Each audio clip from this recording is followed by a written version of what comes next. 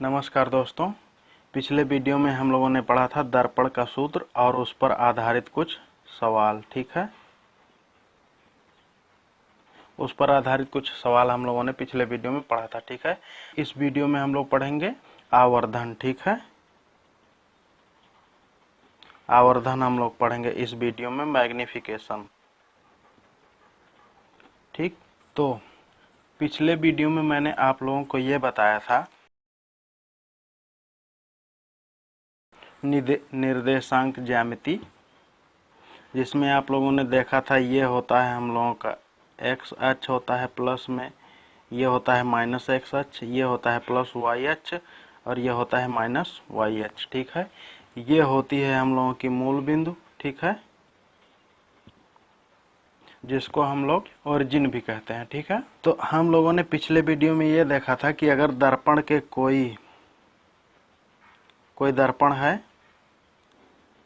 जिसका ये ध्रुव है P है। ठीक है, कोई भी दर्पण हो, उत्तल हो या अवतल हो। ठीक है, ये हम लोगों के दर्पण का ध्रुव होता था P।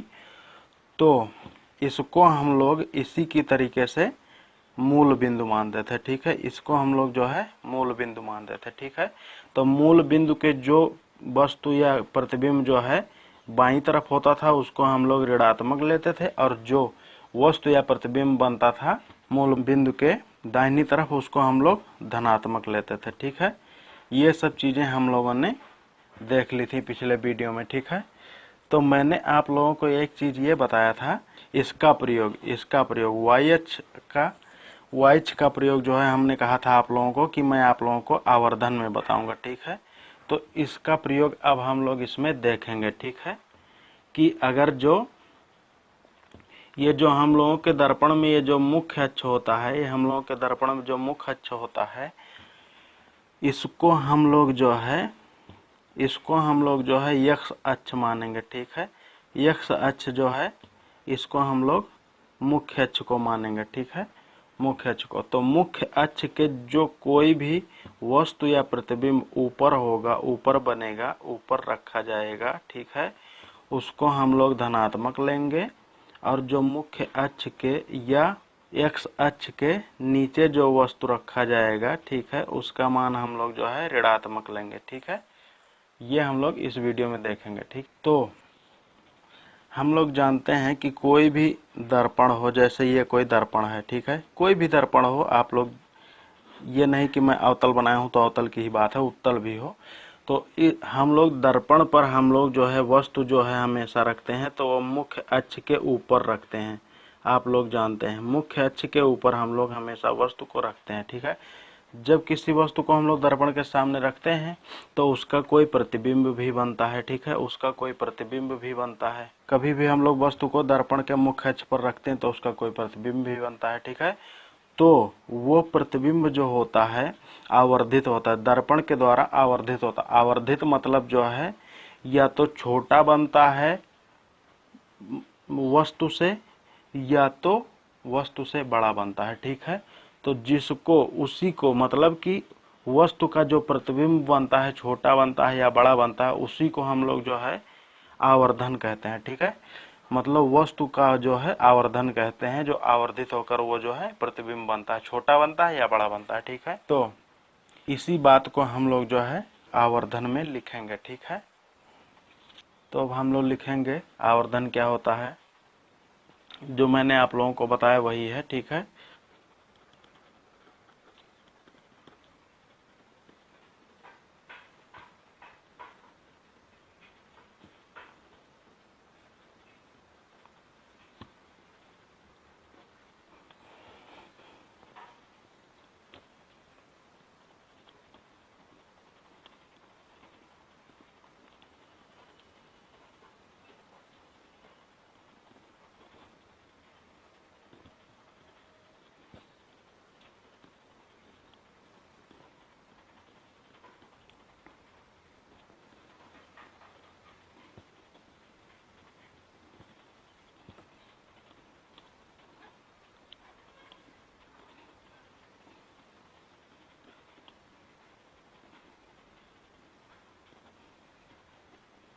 जो चीज़ मैंने आप लोगों को बताई गोलीय दर्पण द्वारा उत्पन्न आवर्धन, मतलब आवर्धन के बारे में हमने बताया, वह आपेक्षिक विस्तार है। विस्तार मतलब वही छोटा या बड़ा बनना होता है, जिससे हम लोगों को पता चलता है कि कोई प्रतिबिंब वस्तु की अपेक्षा कितना छोटा या बड़ा बना है। ठीक है, इसे प्रतिबिंब की ऊंचाई तथा वस्तु की ऊंचाई के अनुपात में के रूप में व्यक्त करते हैं। ठीक है, मतलब ये मान लेते हैं कि प्रतिबिंब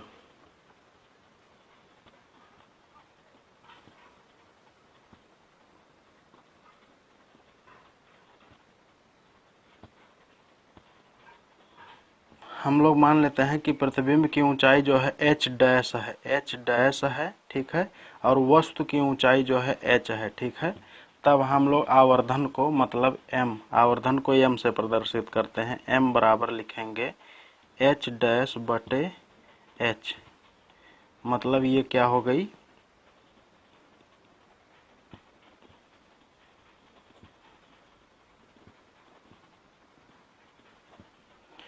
प्रतिबिंब की ऊंचाई बटे वस्तु की ऊंचाई। ठीक है, इस तरीके से हम लोग किसी भी दर्पण का आवर्धन जो है व्यक्त करते हैं। ठीक, अब इसको जो है हम लोग एक तरीके से और लिख सकते हैं। आप लोग u और v के बारे में तो पहले से ही जानते होंगे। ठीक है, तो m को जो है हम लोग इस तरीके से लिख सकते हैं, h डैश बाई h बराबर माइनस का चिन्ह रहता है v बाई u। ठीक है, इसका एक ये भी संबंध है। ठीक है, इसमें एक ये भी संबंध है। ठीक है, तो एक विशेष बात आप लोगों के लिए, यदि m का मान बड़ा होता है, ठीक है, बड़ा आता है एक से, तो क्या होगा, प्रतिबिंब जो है, प्रतिबिंब क्या बनेगा, बड़ा बनेगा। ठीक है, मैग्नीफाइड बनेगा। ठीक, यदि m का मान छोटा आता है एक से, ठीक है, अभी मैं आप लोगों को समझा रहा हूँ तुरंत। ठीक है, अगर m का मान एक से छोटा आता है तो मतलब प्रतिबिंब जो है वस्तु से छोटा बनेगा। ठीक है, छोटा बनेगा, डिमिस्ड। ठीक, ठीक, यदि m एक के बराबर आता है, एक के बराबर आता है तो प्रतिबिंब जो है इक्वल बनेगा। ठीक है, बराबर, वस्तु के बराबर बनेगा। ठीक है, कैसे, अब आप लोगों ने देखा है सूत्र में क्या होता है, m बराबर h डैश बटे h होता है। ठीक है, अब मान लीजिए h डैश जो है प्रतिबिंब की ऊंचाई है। ठीक है, h डैश प्रतिबिंब की ऊंचाई है। ठीक है, मान लीजिए ये दिया है हम लोगों का 2, ठीक, सेंटीमीटर, और वस्तु की ऊंचाई जो है ये भी 2 सेंटीमीटर दिया है। तो इसका मतलब क्या, 2 एकम 2 पहाड़ा पढ़ेंगे तो हम लोगों को मिलेगा 1, मतलब क्या, m का मान आ गया 1, मतलब कि वस्तु और प्रतिबिंब की ऊंचाई जो है बराबर है। ठीक, अच्छा, अगर हम लोगों को जो है प्रतिबिंब की ऊंचाई जो है 4 मिली और वस्तु की ऊंचाई जो है 2 ही है, ठीक है, सेंटीमीटर में, तो हम लोगों को क्या मिलेगा, पहाड़ा पढ़ेंगे तो क्या मिलेगा, 2 मिलेगा, मतलब कि m का मान जो है 1 से बड़ा है, मतलब 2 है। इसका मतलब जो है प्रतिबिंब जो है बड़ा बना है। ठीक है, वस्तु से। इसी तरीके से अगर छोटा बनेगा 1 से तो प्रतिबिंब की ऊंचाई जो है छोटी होगी वस्तु से। ठीक है, इसी को हम लोग जो है किसी भी दर्पण का आवर्धन कहते हैं। अब हम लोग इस पर आधारित एक जो है सवाल देखेंगे। ठीक है, आपके बुक में जो है उदाहरण में दिया गया है। ठीक है, इससे हम लोगों को ये अच्छे से समझ में आ जाएगा। ठीक, किसी ऑटोमोबाइल में पीछे, ठीक है, पीछे का दृश्य देखने के लिए, आप लोग देखते होंगे कि किसी भी गाड़ियों में जो है एक शीशा लगा होता है, दर्पण लगा होता है, जिससे हम लोग पीछे की इमेज देखते हैं कि कौन सी गाड़ी आ रही, साइड देखते हैं। ठीक है, साइड व्यू मिरर जिसको कहते हैं, के लिए, ठीक है, उपयोग होने वाले उत्तल दर्पण दिया गया। देखिए, उत्तल दर्पण दिया गया, ठीक है, कि वक्रता त्रिज्या 3 मीटर है। यदि एक बस इस दर्पण से 5 मीटर की दूरी पर है तो प्रतिबिंब की स्थिति, प्रकृति तथा साइज ज्ञात कीजिए। ठीक है, यह हम लोगों का उदाहरण है। ठीक है, सवाल, अब हम लोग जो है इसको हल करना शुरू करते हैं। क्या दिया है? पहली बात तो उत्तल दर्पण है, तो आप लोग जानते हैं उभरा वाला तल परावर्तक है ना, याद होगा आप लोगों को। ये दर्पण का जो है मुख्य अक्ष है, ठीक है। ये दर्पण का ध्रुव है, ठीक। आप लोग उत्तल दर्पण के बारे में एक और विशेषता जानते हैं कि इससे प्रतिबिंब हमेशा आभासी और सीधा बनता है, ठीक है। अब देखते हैं, इसका फोकस जो है यहाँ कहीं होता है, जानते हैं, और यहाँ कहीं इसका जो है वक्रता केंद्र सी होता है, ठीक। वस्तु जो है हम लोग सामने रखते हैं, ठीक है। वस्तु जो है हम लोग सामने रखते हैं, ठीक है। क्या दिया है? उत्तल दर्पण की वक्रता त्रिज्या, मतलब ये जो है कैपिटल आर, ये क्या दिया है हम लोगों को? 3 मीटर, ठीक है। 3 मीटर दिया है, ठीक है। आर बराबर 3 मीटर, ठीक है। अब ये बताइए आप लोग कि हम ये जो आर जो है इसको हम लोग पॉजिटिव लेंगे, मतलब धनात्मक लेंगे, या ऋणात्मक लेंगे? आप लोग बताइए। तो आप लोगों ने पिछले वीडियो में पढ़ा था कि ये होता है दर्पण का ध्रुव, इसको हम लोग मानते हैं मूल बिंदु, ठीक है। मूल बिंदु के दाहिनी तरफ जो दूरी होती है उसको हम लोग धनात्मक लेते हैं, ठीक है। मूल बिंदु के दाहिनी तरफ की दूरी को हम लोग धनात्मक लेते हैं, ठीक है। तो ये हो गया आर। अब यहाँ से आप लोग जानते हैं एफ, मतलब फोकस दूरी बराबर क्या होता है? आर बटे 2, मतलब कि क्या हो जाएगा? +3 मीटर बटे 2, मतलब क्या मिल जाएगा हम लोगों को? 1.5 मीटर, मतलब कि 1.5 मीटर, ठीक। ये हम लोगों का फोकस मिलेगा, ये भी प्लस होगा, धनात्मक होगा, क्योंकि ये भी मूल बिंदु के दाहिनी तरफ है, ठीक। अब दर्पण से 5 मीटर की दूरी पर वस्तु रखी है, ठीक है। मान लीजिए ये है वस्तु, ठीक है, और ये दर्पण से कितनी दूरी पर है? 5 मीटर की दूरी पर है। कितनी दूरी पर है? 5 मीटर की दूरी पर, ठीक है। तो वस्तु को हम लोग जो है u से प्रदर्शित करते हैं, ठीक है। तो u बराबर क्या हो जाएगा? 5 मीटर, ठीक। लेकिन अब आप लोग क्या बताएंगे, इसके आगे धनात्मक चिन्ह होगा या ऋणात्मक? तो हम लोग जानते हैं कि मूल बिंदु के बाईं तरफ की दूरी क्या होती है? ऋणात्मक ली जाती है, ठीक। तो ये ऋणात्मक हो गया, ठीक। इतनी चीजें हम लोगों को पता चल गई, ठीक। अब हम लोग को प्रतिबिंब की स्थिति, प्रकृति तथा साइज ज्ञात करना। तो पहले हम लोग ज्ञात करेंगे प्रतिबिंब की स्थिति, ठीक है। हम लोग सूत्र जानते हैं, 1/f बराबर होता है 1/u प्लस 1/v, ठीक है। इसमें हम लोग मान रख देंगे 1/f। f का मान आप लोग क्या जानते हैं? मिला है 1.5, ठीक। 1.5 है हम लोगों का मिला, ठीक। बराबर हो जाएगा 1/u का मान क्या है? -5, ठीक है, प्लस 1/v जो है हम लोग ऐसे रखेंगे क्योंकि v हमें ज्ञात करना है, अभी ज्ञात नहीं है, ठीक।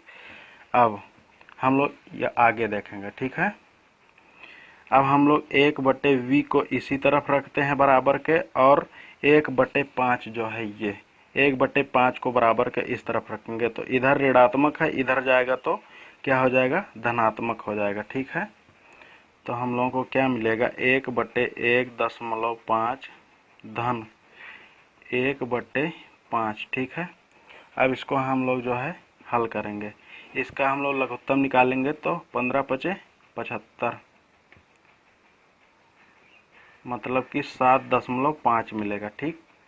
और यहाँ पे मिलेगा 5, धन का चिन्ह लगाएंगे, क्योंकि 1.5 का पहाड़ा हम लोग 5 बार पढ़ेंगे तभी हम लोगों को 7.5 मिलेगा, इसलिए हम लोग 5 का गुणा 1 में किए तो यहाँ 5 आ गया, ठीक।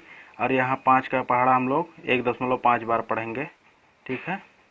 तो यहाँ पर 1.5 आ गया। अब ये 1/b जो है ऐसे चल रहा है, ठीक। यहाँ से हम लोग को क्या मिल जाएगा? 6.5/7.5, ठीक है। 1/b बराबर मिला, ठीक है। इसको हम लोग हल करेंगे। अब देखिए, ये जो है v नीचे है और ये 1 जो है ऊपर है, तो इसको हम लोग पलट देंगे तो ये पूरी चीज जो है पलट जाएगी, ठीक है। मतलब हम लोगों को v का मान निकालना है, 1/b का नहीं, ठीक है। तो हम लोगों को यहाँ से कट कर देते हैं, यहाँ से हम लोग डायरेक्ट लिखते हैं v बराबर हम लोगों को मिल जाएगा 7.5/6.5, ठीक है। अगर किसी भी दो अंक में, ठीक है, दशमलव जो है समान जगह पर लगा है, वो भाग में दिया गया है, तो दशमलव जो है हम लोग हटा सकते हैं। या आप लोग ऐसे भी मान सकते हैं 10 का गुणा ऊपर 10 का गुणा नीचे किए बराबर, ठीक है। तो हम लोगों को यहाँ से मिल जाएगा v बराबर 75/65। अब ठीक है, अब हम लोग 15 पचे 75 और 13 पचे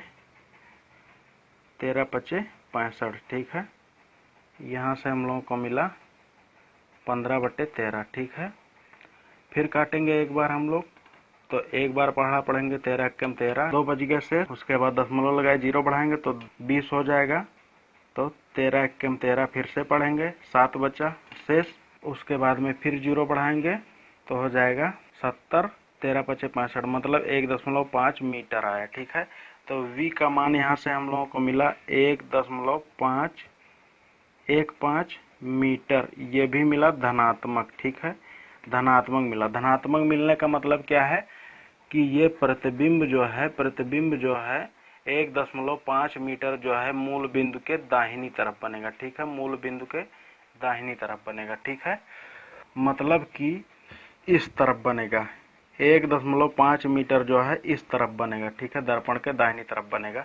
और आप लोग ऐसे भी जानते हैं कि उत्तल दर्पण में हमेशा प्रतिबिंब जो है दर्पण के दाहिनी तरफ बनता है, ठीक है। अब हम लोग अगला स्टेप सॉल्व करेंगे इसका। अगला स्टेप क्या है आप लोग जानते हैं। अब हम लोगों को क्या निकालना है, इसकी प्रकृति क्या है, ठीक है, प्रकृति क्या है, प्रकृति क्या है। तो प्रकृति आप लोग जानते हैं कि m बराबर होता है h डैश बटे h बराबर होता है माइनस v/u, ठीक है। तो हम लोग यहाँ से मान रखेंगे सबका, तो हम लोगों को मिल जाएगा। दर्पण के इस संबंध को आप लोग जानते हैं, तो यहाँ से हम लोग मान रख देंगे। इसका मान क्या है, v का मान क्या है, अभी हम लोगों ने निकाला है। ये माइनस तो ऐसे ही रहेगा, इसको हम लोग नहीं हटा सकते हैं। v का मान मिलेगा 1.15 हम लोगों को मिला है, ठीक है। और u का मान हम लोग को पहले से क्या दिया है, 5 मीटर, ठीक है। तो यहाँ से हम लोग हल करेंगे इसको, क्योंकि ये छोटा है तो इसको हम लोग जो है सुविधा के लिए जो है हम लोग इसमें पहले, क्योंकि यहाँ 2 0 है तो इसमें हम लोग जो है 100 का गुणा करेंगे, यहाँ भी 100 का गुणा कर लेंगे। 100 का गुणा कर लिए, नीचे भी 100 का गुणा कर लिए, तो हम लोग को क्या मिल गया यहाँ से 115/500, ठीक है। तो अब इसको हम लोगों को हल करना है, तो पहले जो है दशमलव लगाएंगे, यहाँ एक 0 बढ़ाएंगे, ठीक है, ठीक है। तो अब 2 बार पढ़ना पढ़ेंगे, तो 5 दूनी 10 मतलब कि 1000 हो गया, ठीक है। 150 रह गया, फिर से 0 एक बार बढ़ाएंगे, उसके बाद जो है यहाँ हो जाएगा 1500, तो 5 का पहाड़ा 3 बार पढ़ेंगे तो हम लोग को मिल जाएगा, ठीक है, मतलब पूरा 0 सॉल्व हो जाएगा, ठीक है। कैसे, देखिए 500 है, इससे हम लोग भाग दे रहे हैं 115 में, बता देता हूँ आप लोगों को। तो यहाँ ये छोटा है तो दशमलव लगाएंगे, यहाँ एक 0 बढ़ जाएगा। अब हम लोग 2 बार पहाड़ा पढ़ेंगे तो 1000 आ जाएगा, ठीक है। बचेगा यहाँ से 150, उसके बाद में फिर दशमलव लगा ही है, एक बार और 0 बढ़ा लेंगे, अब 1500 हो गया, 3 बार पहाड़ा पढ़ेंगे तो 1500 आ जाएगा। इस तरीके से जो है हम लोग इसको हल कर लेंगे, ठीक है। तो मतलब हम लोगों को m का मान क्या मिला, 0.23 मीटर, ठीक है।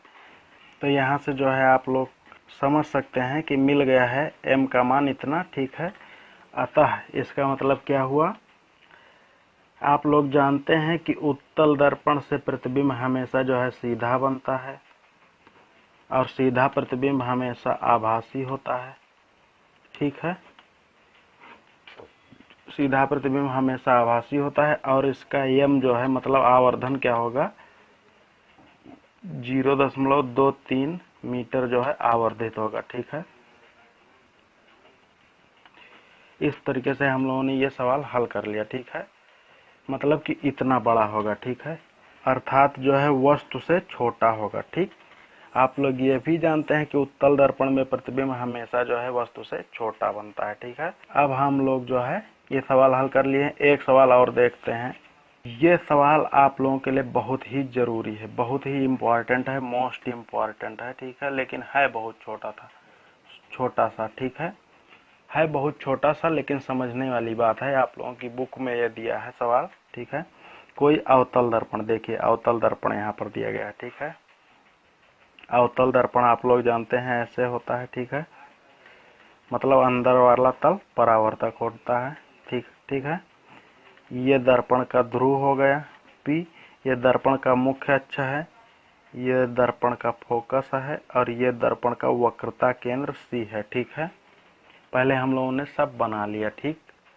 अब क्या दिया गया है, अपने सामने 10 सेंटीमीटर दूर रखे किसी वस्तु का। मान लीजिए अब ये हम लोग तो जानते नहीं है कि इसका फोकस क्या है, वक्रता केंद्र क्या है, ठीक है, कितनी दूर है। तो हम लोग मान लेते हैं 10 सेंटीमीटर जो है यहाँ आ रहा है, ठीक है। मान लेते हैं कि यहाँ जो है इसका 10 सेंटीमीटर जो है आ रहा है, ठीक है। 10 सेंटीमीटर है ये, ठीक। किसी वस्तु का 3 गुना आवर्धित मतलब बड़ा प्रतिबिंब बनाता है, 3 गुना बड़ा बनाता है। 3 गुना मतलब कि अगर जो है वस्तु की ऊंचाई जो है, वस्तु की ऊंचाई मतलब जो है h अगर जो है x है, ठीक है, तो 3 गुना बड़ा प्रतिबिंब बनाता है, मतलब h डैश मतलब वस्तु का जो है प्रतिबिंब 3x है, मतलब 3 गुना है, ठीक है।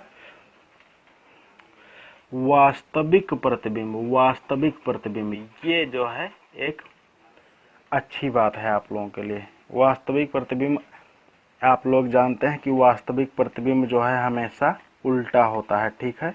वास्तविक प्रतिबिंब हमेशा उल्टा होता है और आभासी प्रतिबिंब हमेशा सीधा होता है, ठीक है। तो वास्तविक प्रतिबिंब है तो ये उल्टा होगा। उल्टे का मतलब क्या है, h का मान निगेटिव होगा, क्योंकि ये मुख्य अक्ष के जो है नीचे की ओर बनेगा, ठीक है, ऐसे उल्टा। तो इसका मान जो है ऋणात्मक हम लोग लेंगे, ठीक है। अभी आप लोगों को मैंने बताया था, ठीक। तो ये हम लोगों को मिला, ठीक है। तो अब हम लोगों को जो है प्रतिबिंब दर्पण से कितनी दूरी पर है ये बताना है, ठीक है। प्रतिबिंब दर्पण से कितनी दूरी पर है ये बताना है, ठीक है। तो हम लोगों ने यहाँ से देख लिया है, क्या देखा है कि h का मान ये दिया है, h डैश का मान ये दिया है, और u का मान जो है -10 सेंटीमीटर हो जाएगा। माइनस क्यों लिया, क्योंकि ये मूल बिंदु की बाईं तरफ है, ठीक है, वस्तु, ठीक। तो हम लोग अब जो है एक सूत्र जानते हैं दर्पण के आवर्धन का, m बराबर क्या होता है, h डैश बटे h बराबर v माइनस के साथ बटे u, ये हम लोगों का सूत्र होता है, ठीक है। अब हम लोगों को जो है v निकालना है, ठीक है। इन चारों से जो है हम लोग मान रखते हैं, ठीक है। क्या हो जाएगा, h डैश का मान क्या है, -3 है, -3x है, ठीक। और h का मान क्या है, केवल x है, ठीक है, बराबर माइनस माइनस लगा देंगे, पहले से लगा रहता है सूत्र में, ठीक। v का मान जो है हम लोगों को निकालना है, और u का मान हम लोगों को -10 दिया है, ठीक है। अब यहाँ से हम लोग को क्या मिलेगा, x से x जो है कट जाएगा क्योंकि भाग में है, ठीक है। मतलब यहाँ मिलेगा -3 बराबर ये माइनस जो है, ये माइनस और ये माइनस दोनों का आपस में गुणा होगा तो ये जो है प्लस में हो जाएगा। प्लस के साथ हम लोगों को मिलेगा v/10, v/10।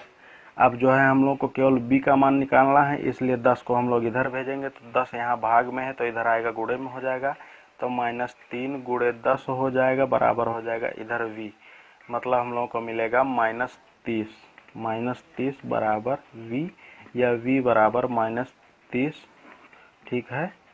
सेंटीमीटर में दिया है तो सेंटीमीटर में होगा। इसका मतलब क्या है कि दर्पण से प्रतिबिंब कितनी दूरी पर बनेगा, 30 सेंटीमीटर दूरी पर बनेगा, और 30 सेंटीमीटर दूरी मतलब किस तरफ होगी, मूल बिंदु के बाईं तरफ, क्योंकि यहाँ पर माइनस का चिन्ह है। मतलब कि जो है प्रतिबिंब जो हम लोगों का बनेगा वो जो है इसी तरफ बनेगा, दर्पण के इसी तरफ बनेगा, बाईं तरफ बनेगा। और 30 सेंटीमीटर मान लीजिए 10 सेंटीमीटर ये है, तो यहाँ से जो है और आगे 20 सेंटीमीटर, मतलब यहाँ कहीं बनेगा, ठीक है। 30 सेंटीमीटर दूरी पे बनेगा, क्योंकि पहले बताया है वास्तविक है, क्वेश्चन में दिया है, देखिए वास्तविक है, इसलिए जो है ये उल्टा बनेगा। ठीक है, तो यहाँ पर कहीं जो है v का मान होगा। ठीक, इस तरीके से हम लोगों ने ये सवाल अपना सॉल्व कर लिया, यही हम लोगों का क्वेश्चन दिया था। तो अपना ये जो है चैप्टर का एक हिस्सा पढ़ लिया है, प्रकाश का परावर्तन। अब हम लोग अगले वीडियो में पढ़ेंगे प्रकाश का अपवर्तन, मतलब रिफ्रैक्शन ऑफ लाइट। ठीक है, तो अगर आप लोगों को ये वीडियो पसंद आता है दोस्तों, तो इसको प्लीज़ लाइक करिएगा, चैनल को सब्सक्राइब करिएगा तथा ये वीडियो अपने दोस्तों के साथ शेयर करिएगा, जिससे उनको भी इसका फायदा मिले। तो मिलेंगे अगले वीडियो में, तब तक के लिए बाय बाय, जय हिंद।